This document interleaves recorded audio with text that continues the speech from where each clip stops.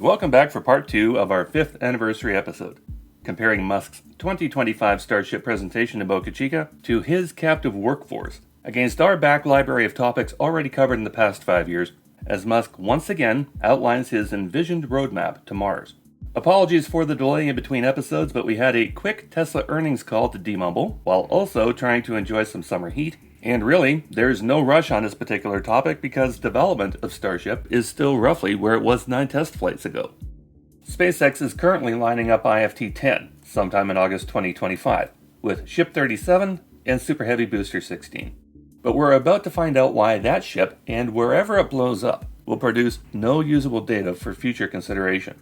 But before we rejoin the 2025 Starship update, today's episode is brought to you by Private Internet Access, a VPN provider that allows users to browse the internet with an encrypted connection, keeping their personal information anonymous. VPN is the acronym for Virtual Privacy Network, which not only keeps your online activity hidden, it also allows you to access region-restricted content from all over the world. For example, have you ever tried to watch a documentary on the BBC, but you get the message that the content is not available in your area? Well, with a VPN, every area becomes your area.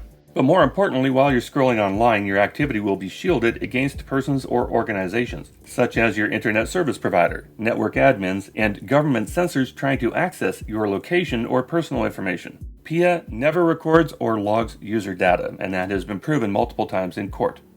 Private Internet Access is available across all platforms, Windows, macOS, iOS, and Linux, and your subscription will cover an unlimited number of devices, so you can protect your entire household, desktops, laptops, tablets, and phones. Also, PIA is one of the very few VPNs that support P2P file sharing. PIA is ranked excellent by Trustpilot based on 30 million downloads with more than 8,500 positive reviews, and signing up is risk-free with a 30-day money-back guarantee with customer support available 24/7. You can protect your online privacy with PIA VPN with an 83% discount and 4 extra months for free. Promo link is in the video description or scan the QR code on your screen. Now to rejoin the 2025 Starship update already in progress. This is the new Raptor 3, which is an awesome engine. Big hand to the Raptor team for this. This is very exciting. So Raptor 3 is designed to require no base heat shield, saving a lot of mass on the bottom and actually improving reliability so that if there is, for example, a small fuel leak from the Raptor engine, it will simply leak into the existing flaming plasma and not really matter. Whereas a fuel leak when the engines are contained in a box is a very scary thing indeed. Raptor 3, it'll take it probably a few kicks at the can, but it is a massive increase in payload capability, in engine efficiency, and in reliability. So this is really a revolutionary engine. Raptor 3 is really, I'd say, kind of alien technology rocket engine. I mean, even industry experts, when we showed a picture of the Raptor 3, said that engine is not complete. So then we said, well, here's the engine not complete, firing at a level of efficiency that has never been achieved before.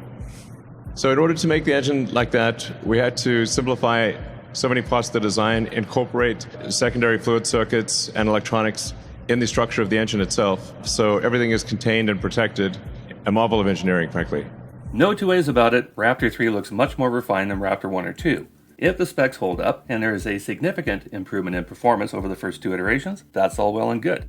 However, the removal of the heat shield as a mass savings sounds like trading performance for safety, and the explanation Musk gives about the Raptor leak really makes no sense. If you have a rocket motor firing out burning propellant anywhere other than out the end of the contour nozzle, especially into a system where the bells are being regeneratively cooled by that cryogenic propellant, and where that booster system has 32 other rocket engines going balls out, always on the threshold of failure, seems that flames shooting sideways could be a major issue, rather than the hand wave that Musk is giving it here. Also, on Super Heavy, having the heat shield skirt removed exposes the rocket plumbing to outside contamination, corrosion, and the elements. That would appear to be less than ideal. As to the cleaned up design, Musk has mentioned in previous presentations that Raptor 3 has replaced bolted flanges with welded joints, which again sounds like a great idea, until you need to fix a particular integrated part in behind that weld, and this is something even Musk admitted in comments circa August 2024. So time will tell if this is actually an improvement, especially when it comes to certifying Raptors after every hourly launch operation as proposed. Now the Raptor 3 has gone through testing at McGregor's, as was shown on the screen, but it has not flown yet, as IFT-9 used the Raptor 2 variant. Same with Ship 36 that took out Massey's, Raptor 2s. Raptor 3 is still in development, so Musk making claims of higher reliability are somewhat premature. Maybe they will be, but we've yet to see that proof ahead of him making that claim. And did you catch that last bit right at the end about Raptor 3 being alien technology? If that sounds familiar, it should. Musk uses that line to get you super duper excited about whatever he's flashing up on the screen. He's used it to describe his flopped Cybertruck, Starship in general, Starlink, which we're going to get into shortly, the next level mind-blowing Tesla powertrain, the Model S Plaid, and even the Roadster 2 with the SpaceX cold gas booster upgrade, although he eventually deleted that tweet. So again, the guy's talking points never seem to get updated, and none of his muskrats seem to remember hearing the same old story before. Then one of the other technologies that's key for Mars is doing orbital propellant transfer. So you can think of this like similar to aerial refueling for airplanes, but in this case it's orbital refilling of rockets, which has never been done before. But it is, technically feasible. I always feel like these things are a little NSFW.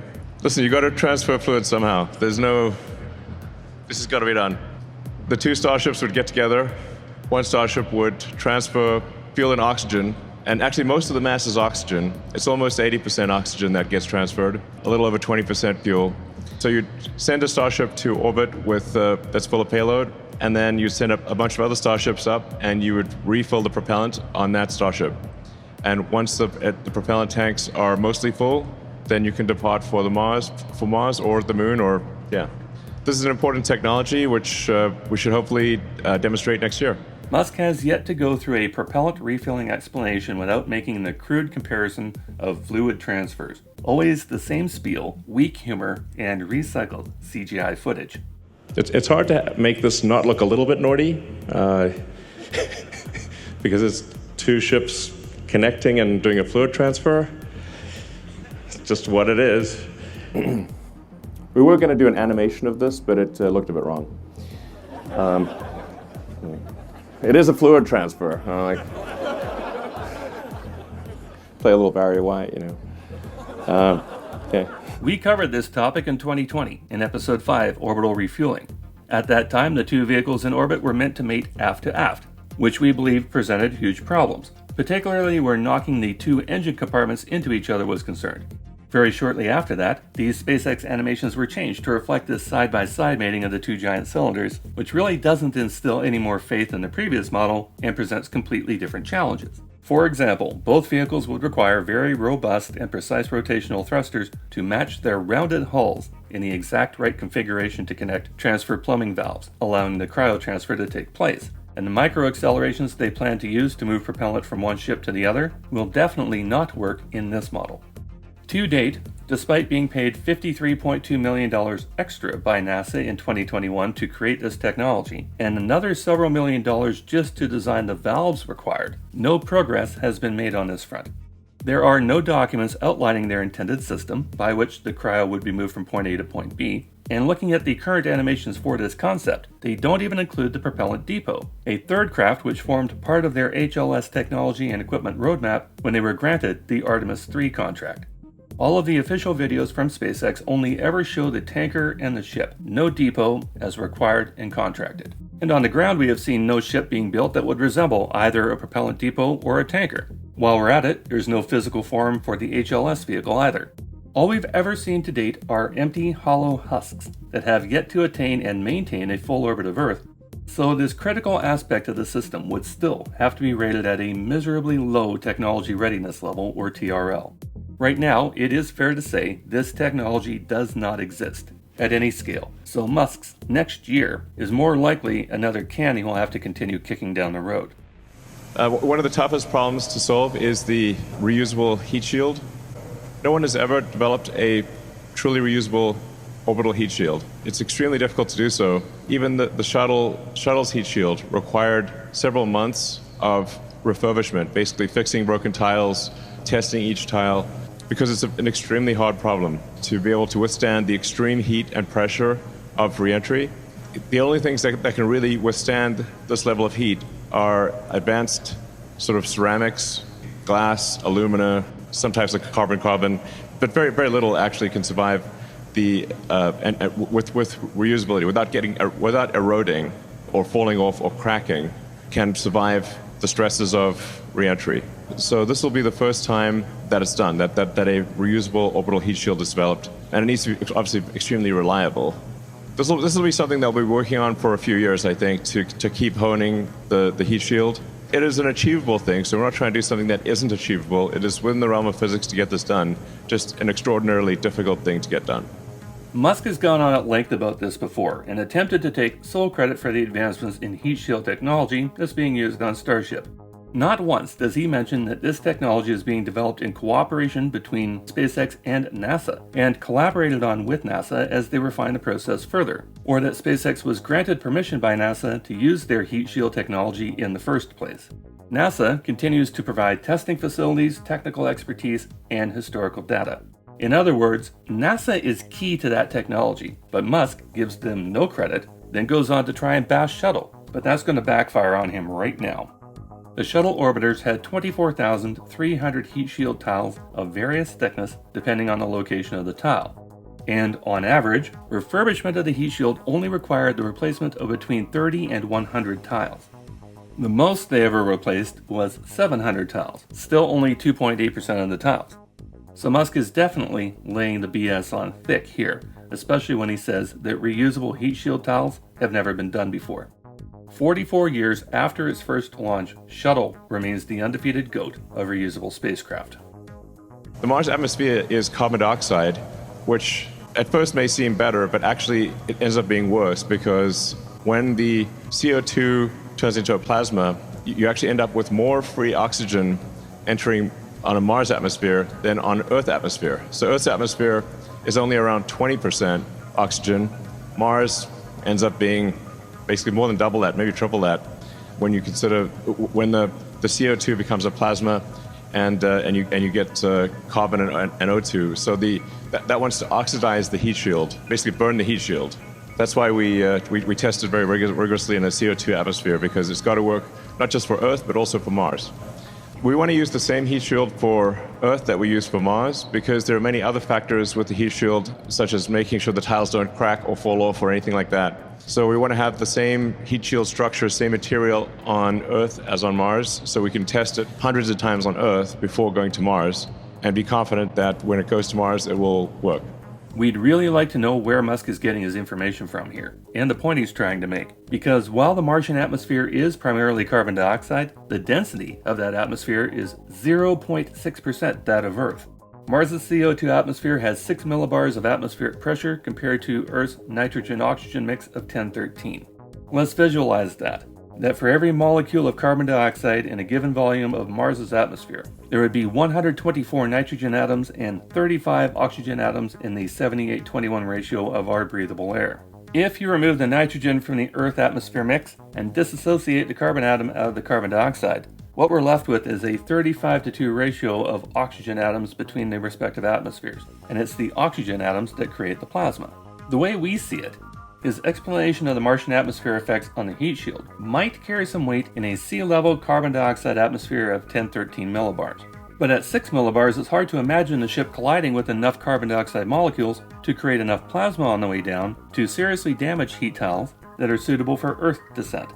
If you have deeper knowledge on this, by all means, add it to the comments section. But at face value, really makes no sense. Heat tiles designed for Earth should do their job just fine if they're used on a Martian lander due to their lower thermal load and reduced mechanical stress, courtesy of the thinner atmosphere. What we do know for sure about landing on Mars from the rovers that have made the trip successfully is that the atmosphere creates some heat, but it's too thin to provide enough drag on the way down, which is why those craft required an ablative heat shield to punch through the upper atmosphere. Gigantic parachutes deployed to slow the descent further, which Starship definitely will not have, and the process ended with a retro rocket platform firing up to gently lower the rover to the surface before disconnecting from it and crashing elsewhere. And to drive the point home how Earth re-entry tiles should do the job just fine on Mars, Perseverance used PICA, phenolic impregnated carbon ablator heat shielding, the same type of tile used on the SpaceX Dragon return capsule. So we're developing some next generation Starships, which have a number of improvements versus our current gen. It's taller, for example, and has the interstage between the ship and the booster. You can see that sort of struts there. That makes it easier for the flame. When doing hot staging, which is when we light the ship's engines while the booster's engines are still firing, the flame from the ship engines can more easily exit through the open struts of the new interstage. And in this case, we'll bring the struts interstage back with us instead of throwing it away. Just to pause quickly, there's two things to make note of here. SpaceX continues to try and solve problems with this ship by making it bigger and bigger, and these connecting struts might look familiar to people who have followed the space race since it was the US versus the Soviets in the 1960s, because the Soviet N-1 rocket also consisted of many stages, and the interconnect between them was that exact styling of lattice strut. We've made the comparison between Starship and the N-1 before, in our episode 5, then expanded that comparison in episode 7, Nuclear Concerns, which was released in August 2020, just after we cracked 1,000 subs thanks to that Thunderfoot shoutout, who was impressed with our previous episode, number 6, Feeding the Colony. In that episode, we compared the craft's propellant load and therefore destructive potential of a full-scale disaster on the pad. We also noted the design of the engine bay, with many smaller rocket engines providing many more points of failure, compared to the Saturn V rocket with 5 Rocketdyne F1 engines lifting the Apollo missions to orbit on their way to the moon. Now with this latticing, Starship bears even more resemblance to the ill-fated Soviet moon rocket, which we should mention was responsible for one of the largest non-nuclear explosions in history, coming in at 7 kilotons.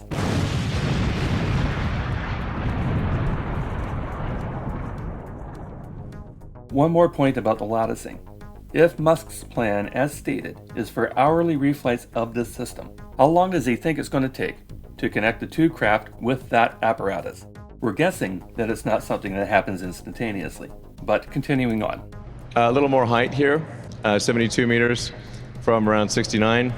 Propellant capacity, I think we'll probably push that up a little, maybe 3,700. Long term, my guess is we're maybe around 4,000 tons. This will keep getting up. My guess is ultimately we're 4,000 tons here, close to 10,000 tons of thrust. But this is kind of the next, or the next version of the Super Heavy. So again, they keep making it bigger, mainly longer. And for a vehicle that is already supposed to be in service, Musk is still doing a hell of a lot of improv and guesswork where the fuel tonnage and the ship size will wind up. These numbers should be nailed down at this point, 9 flights and 10 disasters in. But the thought we've had in this regard is that while they keep making this machine taller and heavier, have they also, at the same time, been making the walls and supporting structure any thicker or more robust? Musk is talking about adding 3 meters or about 10 feet to the top of the booster, for example, and that extra height will provide room for another 350 tons of propellant. Well, that's what he said, but we checked the math, and not even that figure works out. Here's what he said. 72 meters from around 69, maybe around 4,000 tons. Now let's check the calculator. 3 extra meters height on a cylinder 9 meters across creates an additional volume of 190.85 cubic meters. 190 cubic meters of the heavier of the two propellants, the liquid oxygen, according to aquacalc.com, would weigh just under 218 tons, and the same volume of liquid methane only weighs about 81 tons, compared to the claim that Musk made of 350 extra tons of propellant.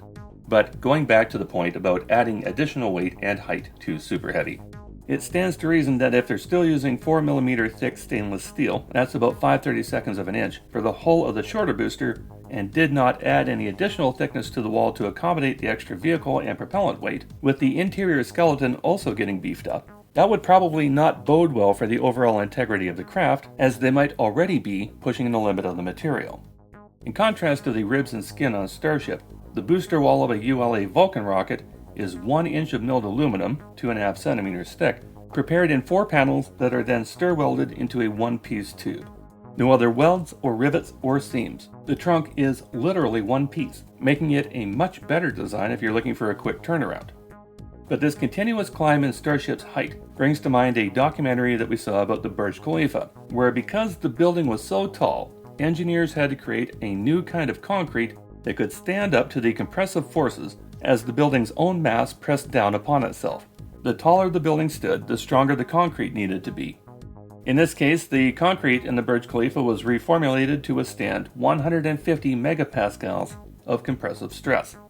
And it stands to reason with Starship that as the ship continues to grow in height, the same premise needs to be considered in the materials going into its hull. Using the same materials, same thickness, as the craft grows taller and taller, will eventually force a breaking point. Not that any of their problems are going to be solved by making the craft larger, but this likely isn't helping their case at all. The booster will look a little naked on the bottom because the Raptor 3 engines don't require a heat shield. So it looks like there's kind of parts missing, but that's just because the Raptor 3 does not need a heat shield. A little longer, a little more capable, moving to 1,550 tons of propellant capacity. And my guess is this probably ends up 20% more than this long term. The heat shield is sleeker, much smoother boundaries. The boundary of the heat shield going to the leeward side is very smooth, no more jagged tiles. I think it looks very sleek. In this version, we still have 6 engines, but a future version will have 9. But with the Raptor 3, again, we have improved reduced mass, higher specific impulse. Starship version 3 is really the version that I think achieves all of the key elements. I mean, generally with any new technology, it takes 3 major iterations of any new technology to have it really work well. And this, with Raptor 3 and Starship and Booster version 3, it should be able to achieve all of the things that I just mentioned, which is a rapidly reusable, reliable rocket with orbital refilling. Basically, all of the ingredients necessary to make life multiplanetary will be achieved with version 3 of Starship, which we're aiming to launch for the first time at the end of this year. Probably fair to say that given the disaster at Massey's with Ship 36, that any plans that Musk had for the end of this year will again be kicked down the road. But let's address what Musk said about the 3rd iteration, that he thinks this vehicle combination has all the elements required to make life interplanetary. Of course, the biggest problem with that statement is it actually has none of the elements required to keep people alive in it yet. Still looking at a hollow pointed tube. And if we're being honest, the only device they've ever hooked onto it has failed, twice. SpaceX has yet to make a functional payload door for their Starlink Pez dispenser, which is the only known use case for Starship at the moment. Yeah, so you can see this is kind of where things are on the left, where things will be end of this year in the middle, and as I was saying, kind of where things will be probably long term, 142 meters. The one in the middle will be fully capable of doing Mars, and thereafter it'll be a lot of performance improvements. As has been the case with Falcon 9, we always end up making the rocket longer and increasing payload. That's the game plan. Pretty straightforward. It's important to emphasize, even with the rocket that we'll be launching just at the end of this year, it will be capable of making life multiplanetary, and thereafter it's just about continuing to hone the efficiency and capability of the rocket and reduce the cost per ton and reduce the cost per person to Mars. And like I said, ultimately make it so that anyone who wants to move to Mars and help build a new civilization can do so. So anyone out there, like how cool would that be? And even if you don't want to do it, maybe you have a son or daughter who wants to do that, or a friend who wants to do it. I think it would be the best adventure one could possibly do, is to go and help build a new civilization on a new planet. Musk certainly has a hard time keeping his story straight about how wonderful it will be to go to Mars to start up a new civilization. Something we'll get into a little deeper later. For now, we'll just remind people that in 2016, Musk was saying there was going to be pizza joints on Mars, and ITS at the time was going to have movie theaters, lecture halls, and restaurants to provide a luxury cruise experience on the way over. These claims are recycled in 2017 for BFR. But then, in 2021, this was how he described the Mars missions to come. It's dangerous, it's uncomfortable, it's a long journey, you might not come back alive, but it's a glorious adventure, and it'll be an amazing experience. And your name will go in history. Yes, you might die. It's going to be uncomfortable, and you probably won't have good food, and all these things, So if an arduous and dangerous journey where you may not come back alive, but it's a glorious adventure, sounds appealing. And Mars is the place. And That's you still the ad. have That's the ad for thousands Mars. of volunteers, if not millions of volunteers, who would want to go. I mean, honestly, a bunch of people probably will die in the beginning. It's tough sledding over there. We're an exploring species. Now in 2025, we're back to anybody can go to Mars, so ask your friends and family if they want to come along to build a whole new civilization. Except Musk has absolutely no clue what an off-world civilization would actually look like. Here's a hint, Musk. You're not going to like the model too much. So yeah, ultimately we'll have 42 engines, which it was inevitable. As the prophecy foretold by the great prophet Douglas Adams in his Hitchhiker's Guide to the Galaxy, the answer to the meaning of life is 42. And so inevitably, the Starship stack will have 42 engines. Back to the juvenile humor that Musk tries to bring into every presentation. He's pretty tiresome with these 42, 420, and 69 references, and nobody even chuckled at it, so time for some new jokes. Somebody needs to tell him that intentionally making something equal to a significant number really doesn't qualify as fulfilling a prophecy anyway. For the uninformed, at the risk of stating what everyone else already likely knows by now, the 42 in Hitchhiker's Guide to the Galaxy doesn't refer to a quantity of items nor an age or anything like that. Despite the confusion, 42 in this context is generally accepted to be the ASCII code for the asterisk symbol, which in programming language is used to denote a wildcard, meaning it can represent anything and everything, whatever you want it to be.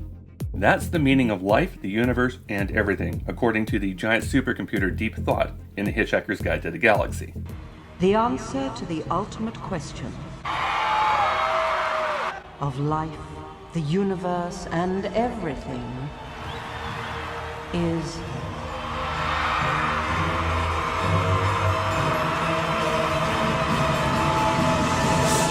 42.